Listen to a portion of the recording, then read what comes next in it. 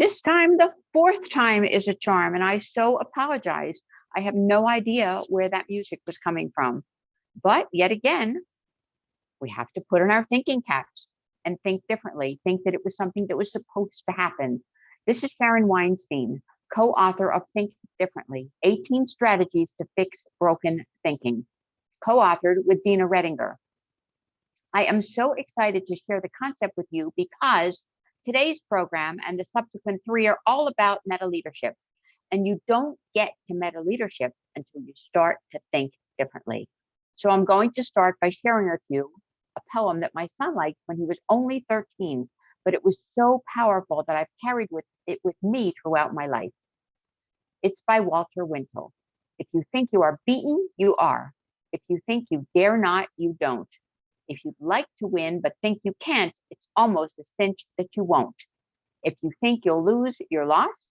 For out in the world we find success begins with a fellow's will. It's all in the state of mind. If you think you're outclassed, you are.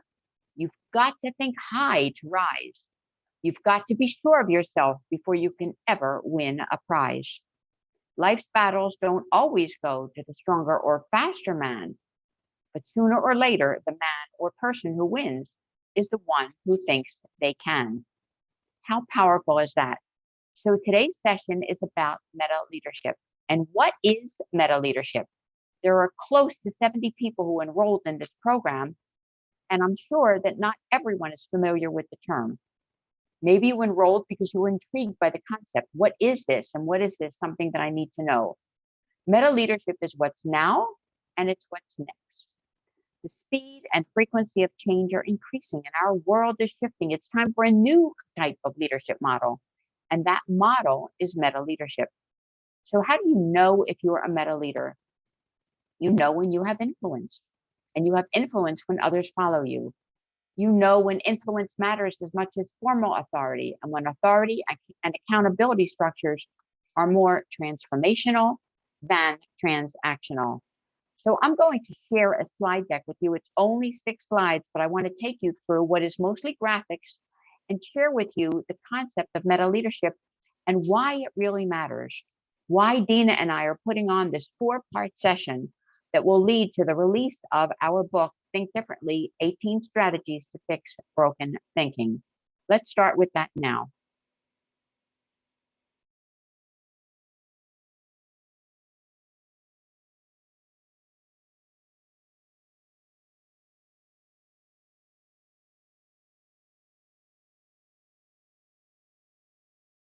So, Thinking Differently, Meta Leadership. By the way, our second book is titled Meta Leadership, and it will be out before the end of the year. Let's talk about what meta leadership truly is. What is it? You lead up, you lead down, and you lead all around. How does that happen? How do you cut through that maze? How do you get to where you need to go? How do you move from here to there and still be powerful and still be recognized and still be that type of influencer you need to be? It's really all about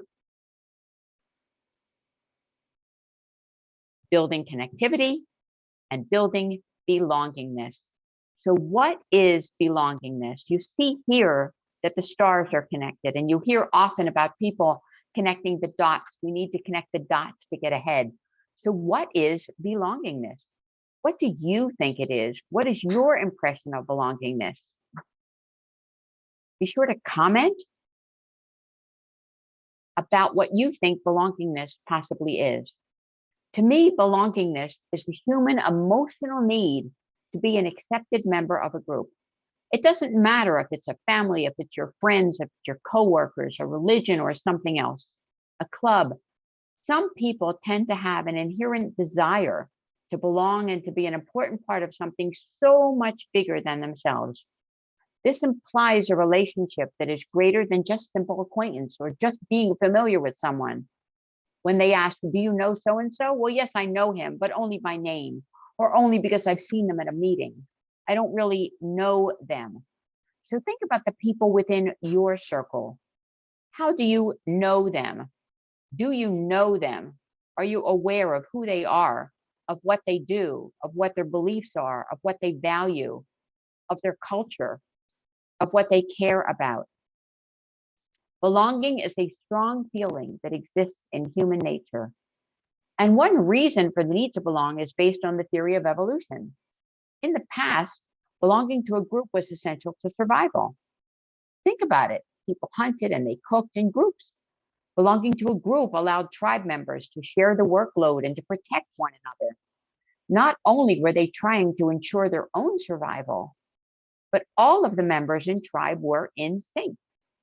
When was the last time that your team was in sync? You may do that typical morning huddle, but does that mean that everyone is on the page at the same time and truly belonging? What about your onboarding process, how you bring people into the fold?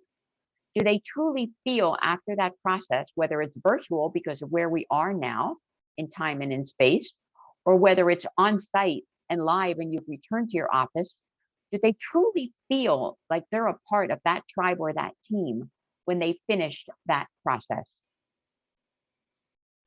Think about it. By belonging to a group, and we hope that that will be a diagnostic thinking group, more about that later, you shield one another from fear and from harm. So have you ever been afraid? I'm not talking about being afraid like a phobia when you have an MRI, or of being on an elevator, or a fear of falling, or a fear of swimming, or a fear of drowning, or a fear of something else. Perhaps because of the space in which we're living, fear of a shooter. No one really knows. We all, at one time or another, have truly been afraid. We have felt that fear. But what we need to know as we look at the concepts of connectivity and belongingness is that all eyes are on you. Yes, Big Brother is watching. I know that you experienced that. If you walk through a department store in the shoe department and within 15 seconds you have 10 messages on your phone about sales for shoes, you wonder about the artificial intelligence impact and what's really happening. But even within the workplace, folks, all eyes are on you. They're looking at what you do, at what you see, at what you feel, at what you experience, and at what you say, and how you respond.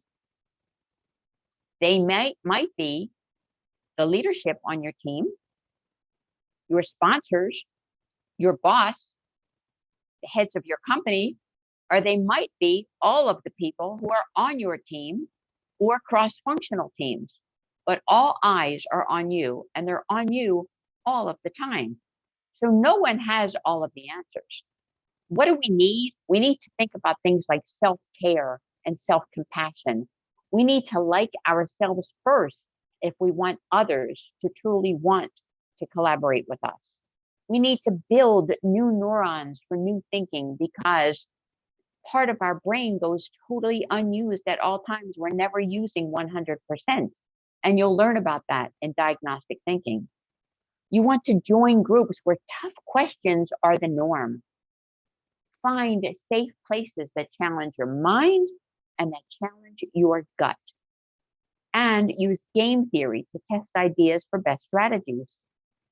Build a tribe of experts, each of whom is willing to test new thinking. Remember, no one has all of the answers. We want to build a we versus me community. We need to know what triggers a reactive response. We don't want to experience not being valued. When we look for a job or when we reassess the situation that we're in right now, we think very carefully about whether or not we are valued as humans, valued as what we bring to the table. Many times in advertisements for jobs, whether they're online, on Indeed, or on some other portal, we look at the job description and then someone takes that job and finds out that what was in the description is not reality. Maybe they talked about a positive culture in which everyone felt engaged and welcome and belonging. Remember that key word, belonging, again. Maybe they made it sound as if they promoted work-life balance and work-life integration and wanted people to be comfortable within the work setting. And maybe when the individual arrived for that position, none of that was true. The job was not what it was supposed to be. I realized that myself in my professional career when I took a job in which I served as the director and CEO of a clinic, not realizing that there were multiple people before me within a 3-year period, each of whom had been released. And I had to fire my predecessor before I could start my job. A red light should have gone off. It should have been an aha moment that said to me, something is wrong with this work environment and it's not right for you. Have you ever been in that kind of an environment, or are you in one now in which you truly feel as if it is just not right? It's not a good fit. We also need to have a plan. What triggers a reactive response? What is your plan? If you have no plan, you have no sense of direction. You wouldn't get into the car for a road trip without some sense of direction. You would use your GPS, and that would be your goals, your process, and your strategies for getting from point A to point B, getting where you need to know. What about fear of the unknown? We talked about fears previously, but we all have a fear when we start that new position, when we rise to the top, when we get a promotion. Can I do it? Am I good enough? We question whether or not we are the individual who is right for this slot. Will I be able to lead? Will others want to follow me? Will they want to be in my group? Will they want to collaborate? How will I get along? Is this the right situation for me? So a basic fear of the unknown. You know, in diagnostic thinking groups, in our diagnostic thinking groups, we've explored with many, many professionals, certainly in 600 groups across the world, women who express their thoughts in terms of being excluded from the process of making a decision. They are not included in that decision-making process. They're told about the decision after the fact, but they don't have input. Or they have input and their input is not respected. It's not valued. No one cares about them. No one cares about what they said, what they contributed, and no one is certainly giving them credit for what they brought to the table. So they're often excluded from the process of decision making. Change happens, let's face it, it happens in organizations across the world.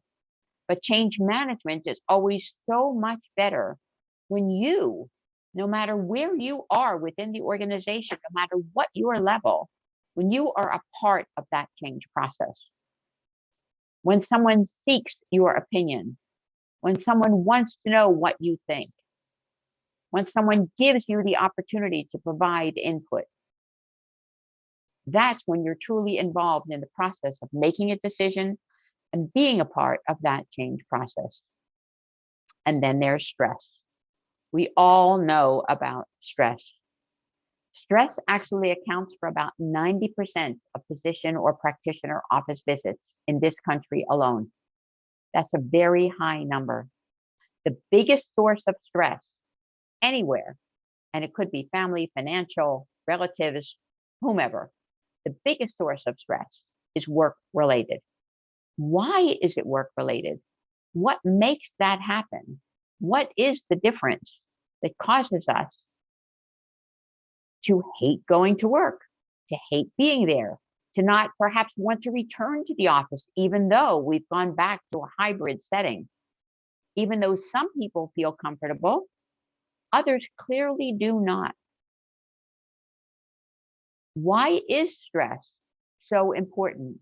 It's important because it leads to burnout.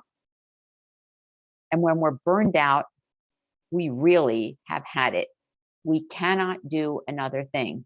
We contemplate leaving our positions, looking for something else, perhaps not going back to work at all, maybe being a stay-at-home parent, maybe working from home, maybe finding a way in which we can be the boss. We can be our own boss and do what we want to do on our terms. Stress can kill you. It truly can kill you. I speak from personal experience, having lost a family member just because of stress. It truly is a killer, and it's something that will impact each of us in many, many ways until we learn to deal with it, until we learn to create stress busters that minimize it and bring it down to a level that is in fact manageable, and until we can move on. Just pick up and move on. Sometimes, that situation becomes so unbearable that we just leave what we thought was a great position with a great title and a great salary and a great bonus plan and incredible benefits. But we leave because of the stress that it produces within our minds, our bodies, and our spirits, and because we feel disrespected. Have you ever felt disrespected at work? Have you ever felt disrespected at home? I had a conversation with a grandchild the other day about the level of disrespect, talking down or back to parents, those sorts of things. Of course, as a grandparent, I'm not one to ever criticize. I would never do that. I tested the process myself as a brand new parent. Remember, kids don't come with a book. There is no workbook. There is no schedule. There is nothing. Even the famed Dr. Spock of years gone didn't have all of the answers. But we do know that we want to work in an environment. We want to be in an environment. We want to be in a setting or in a tribe in which we truly feel respected.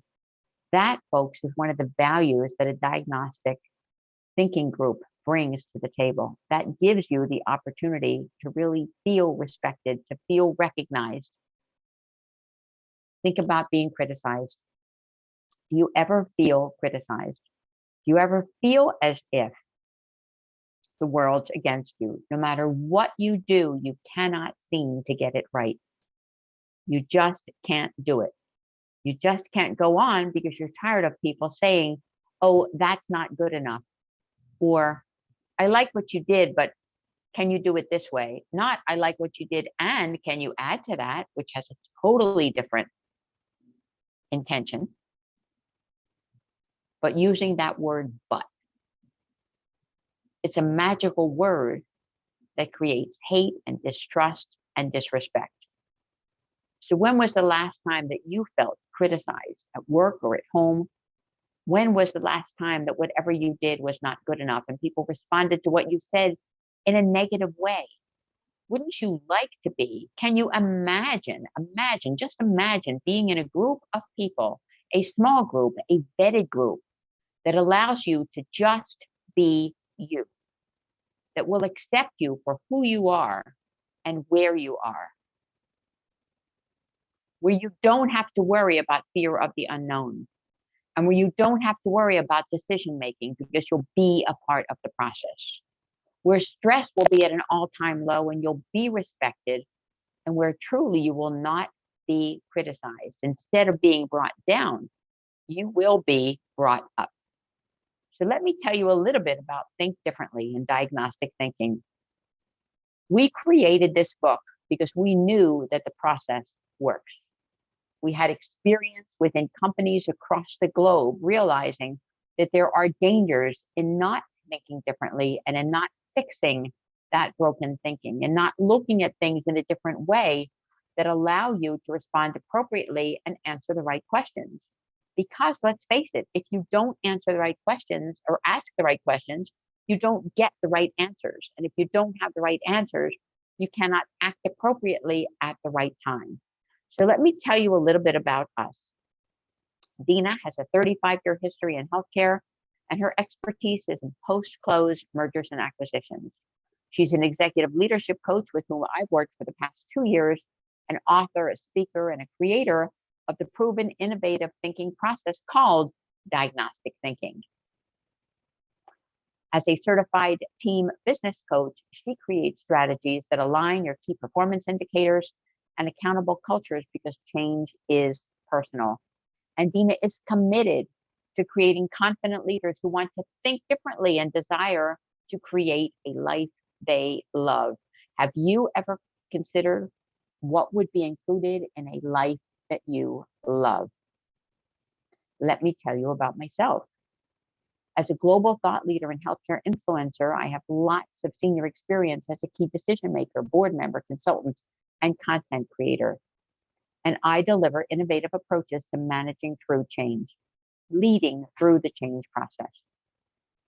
As a certified business acceleration coach, I've coached both individuals and companies. And my work has taken me, and I feel blessed to say this, across the country and around the globe, resulting in inclusive cultures of collaboration, which is so, so important to me. I have devoted most of my adult life to creating next generation leaders, no matter where they are. And I'm on a mission to expand minds and to forge new pathways ahead. I want to take you on that journey from something that is a transaction, that something is transformational. Transformational thinking that creates breakthroughs that ensure success. So let's go back and talk about this whole concept of think differently, use that concept to drive you toward the process of meta leadership. You want to be a meta leader. You want to be the individual who is seen and heard. You want to be respected for who you are and what you do. You want to belong to a group. You want to experience all of the things that would empower you and make you feel whole.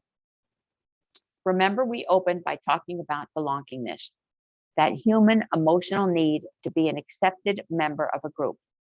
And it doesn't matter if it's family, if it's friends, if it's coworkers, it doesn't really matter. What matters is that you feel that connection. You feel as if you are a part of that concentric circle. You have the opportunity to lead up, to lead down, and to lead through, to create change and to make a difference. And that comes from being a part of a tribe like a diagnostic thinking group that can shield you from harm and from fears. So again, when we start to think differently, and in the book, by the way, our chapters explore in part 1 and part 2, the word diagnostic and the word thinking, broken down into one chapter for each letter of those 2 words.